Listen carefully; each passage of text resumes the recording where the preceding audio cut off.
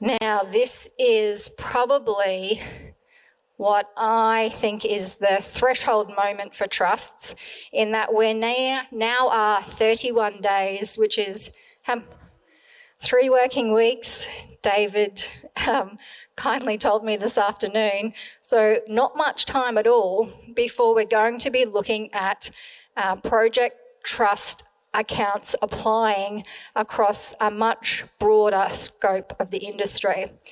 And you might say to me, okay, yes, it's coming into the private sector, but it's jobs over $10 million. You know, we're nowhere near $10 million for the projects that we're doing. So still, I don't need to talk to you because trusts aren't an issue for me. My answer to that is that moving into this, switching over into the new year, represents a real threshold moment in moving trust into the private sector.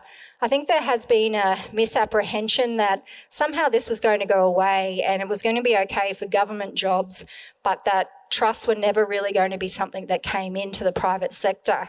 But they are here and they are staying. So moving into the next phase and having the knock on the door for the private sector is a moment in time for you to pay attention and really get your ducks in a row for what you need to do within your business to make sure that you've got your trust accounts established and that you're compliant.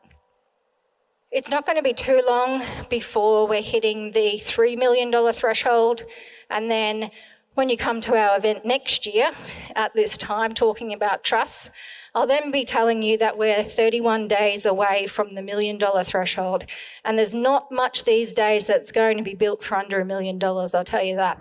So although it may seem like a problem for